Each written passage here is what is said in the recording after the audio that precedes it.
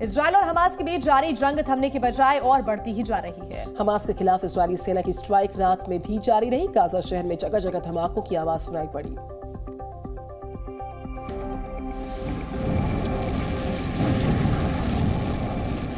Hamas के खिलाफ Israel की ताबड़तोड़ स्ट्राइक जारी है। दिन हो या रात, इजरायल की मिसाइलें गाजा में आग उगल रही हैं। रात के दौरान भी इजरायली सेना का गाजा पर हवाई हमला जारी रहा।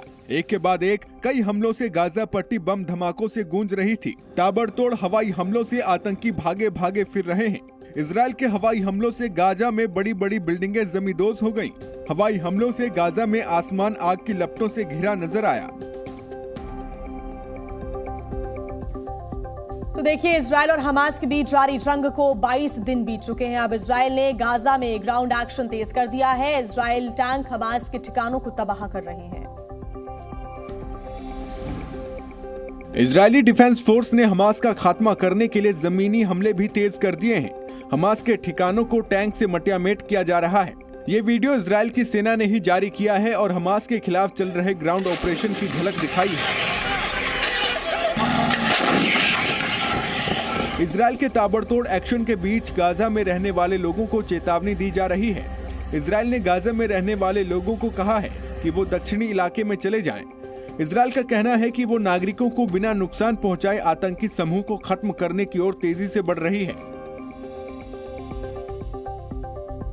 तो युद्ध के बीच शनिवार को इजरायल के पीएम नेतन्याहू ने बंधकों के परिवार वालों से मुलाकात की। उन्होंने पीड़ित परिवार वालों को भरोसा दिया कि उनकी रिहाई के लिए हर मुमकिन जो कोशिश है वो की जाएगी।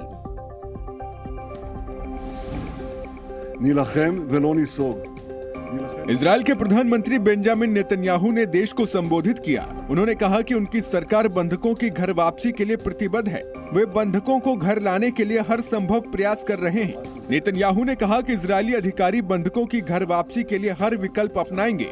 वहीं नेतन्याहू ने बंधकों के परिवार से भी मुलाकात की। इस दौरान उन्होंने परिवार को भरोसा दिलाया कि वो अपने लोगों को छुड़ाने के लिए हर मुमकिन कोशिश करेंगे। तो देखिए, इजरायल का हमास के ठिकानों पर हवाई हमला लगातार जारी है, लेकिन हमास के तेवर अभी भी कम नहीं हो रहे। हमास इजरायल पर लगातार रॉकेट से भी अटैक कर रहा है।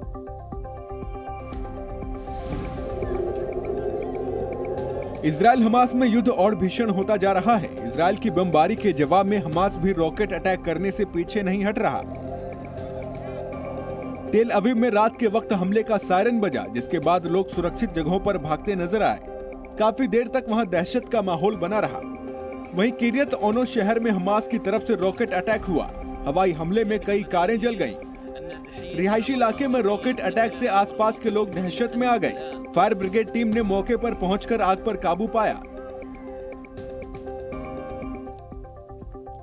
तो तुर्की की राजधानी इस्तांबुल में इजरायल के खिलाफ हजारों की संख्या में लोग विरोध प्रदर्शन में शामिल हुए और चौंकाने वाली बात तो ये रही कि राष्ट्रपति रजब तैयब एर्दोआन भी इस प्रदर्शन का हिस्सा थे।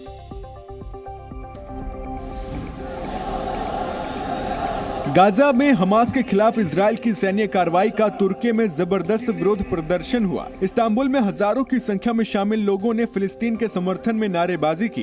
प्रदर्शनकारियों ने इजरायल के खिलाफ जमकर नाराजगी दिखाई। विरोध प्रदर्शन में तुर्की के राष्ट्रपति तैयब एर्दोगन भी शामिल हुए। एर्दोगन ने रैली में नेतन्याहू को आतंकवादी कहा और कहा कि वो दुनिया के सामने इजरायल का पर्दाफाश करेंगे।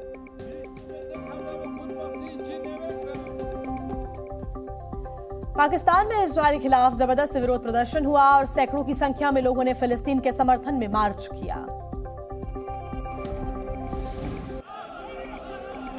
सड़क पर जोरदार विरोध प्रदर्शन, इजरायल के खिलाफ नारेबाजी। हंगामे की तस्वीरें पाकिस्तान के इस्लामाबाद की हैं, जहां इजरायल के खिलाफ जमाते इस्लामी पार्टी के कार्यकर्ताओं ने जमकर नारेबाजी की। फिलिस्तीन के समर्थन में यहां सैकड़ों लोग शामिल हुए। सुरक्षा बलों ने प्रदर्शनकारियों के मार्च को रास्ते में ही रोक दिया। वहीं लेबनान में हिजबुल्लाह समर्थकों ने इजरायल के खिलाफ नारेबाजी की। यहां हमास के समर्थन में प्रदर्शन किया गया। हमास समर्थकों ने इजरायल से युद्ध विराम की मांग की है। इजरायल हमास के बीच जारी जंग को आज 23वां दिन है। युद्ध के बीच गाजा पट्टी शहर में हर तरफ सिर्फ तबाही के निशान है। इजरायल और हमास के बीच जारी जंग में गाजा को भारी कीमत चुकानी पड़ रही है।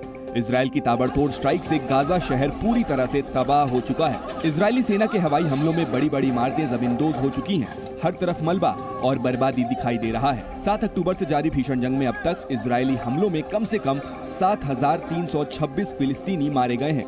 वहीं इजराइल पर हमास के हमले में 1,400 से ज्यादा लोग मारे गए थे।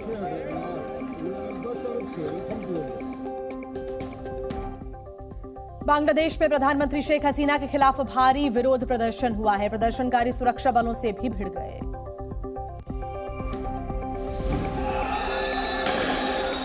सड़क पर आगजनी और तोड़फोड़ की तस्वीरें बांग्लादेश की राजधानी ढाका की हैं, जहां विपक्ष के विरोध प्रदर्शन में जमकर बवाल हुआ।